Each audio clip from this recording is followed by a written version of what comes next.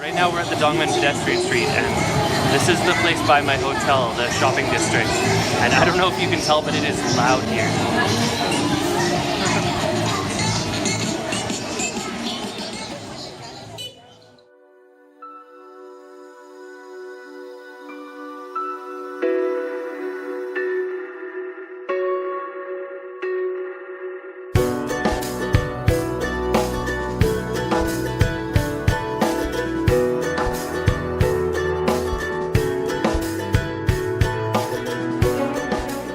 When I visit any new place, I always go in with certain expectations about it, whether that's from watching others' videos, reading travel vlogs, or just in general how they're portrayed in Western media.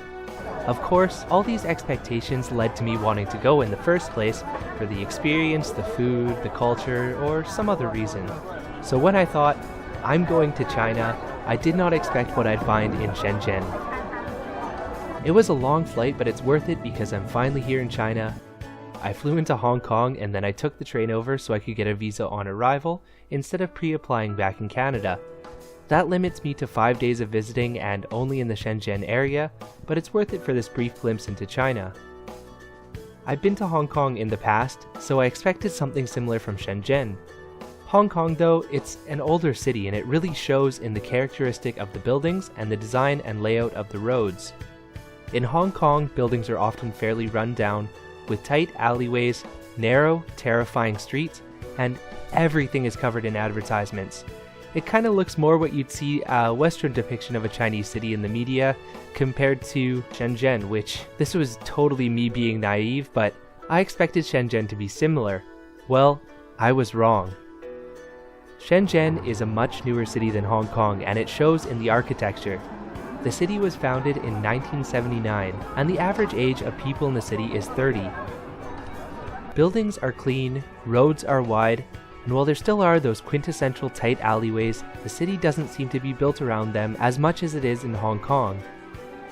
Shenzhen is relatively clean, shiny, and new, and had nowhere near as much smog as I expected. Shenzhen seems like the kind of place where young people go to get ahead or people go to get a new lease on their life.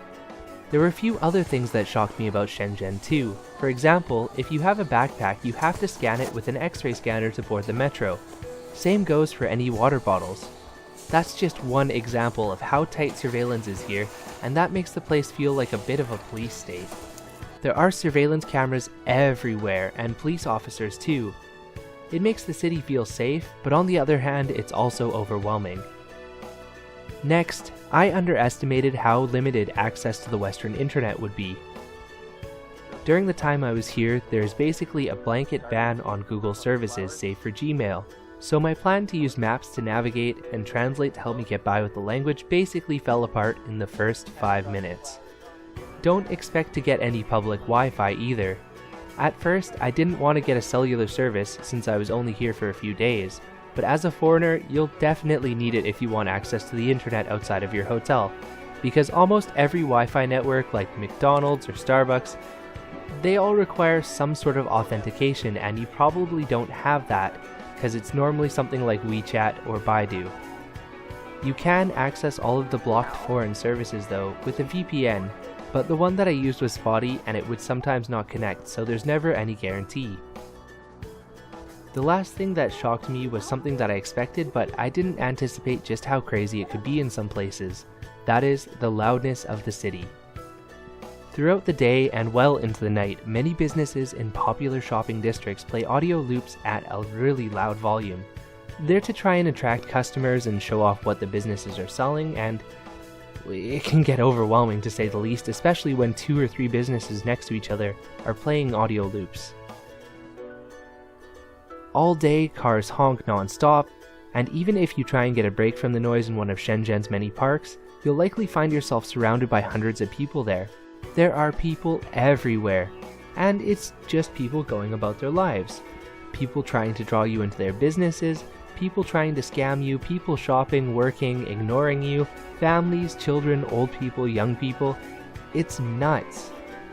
I'm currently walking through the Dongmen pedestrian street, which was right next to my hotel, and it was, without a doubt, one of the busiest places I've ever been in my life. Maybe it'll help you feel like you're here with me, because I definitely wish I could show you in person. It's extraordinary, to say the least.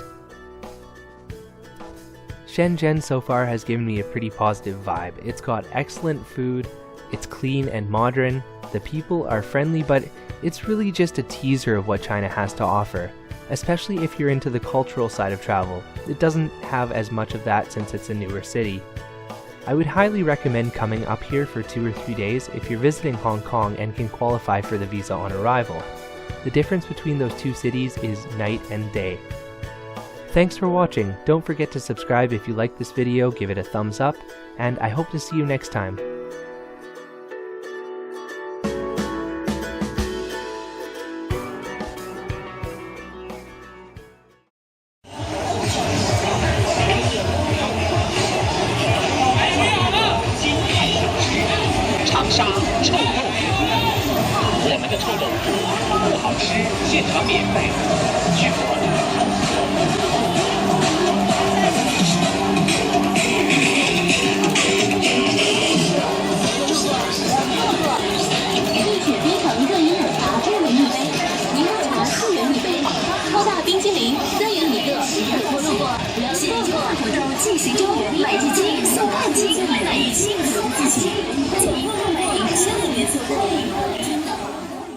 任意挑选，任意搭配。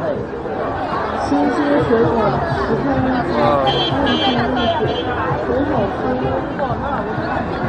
香肠水果10元1斤，任意挑选，任意搭配。新鲜水果10块1斤，任挑绿水，水果丝。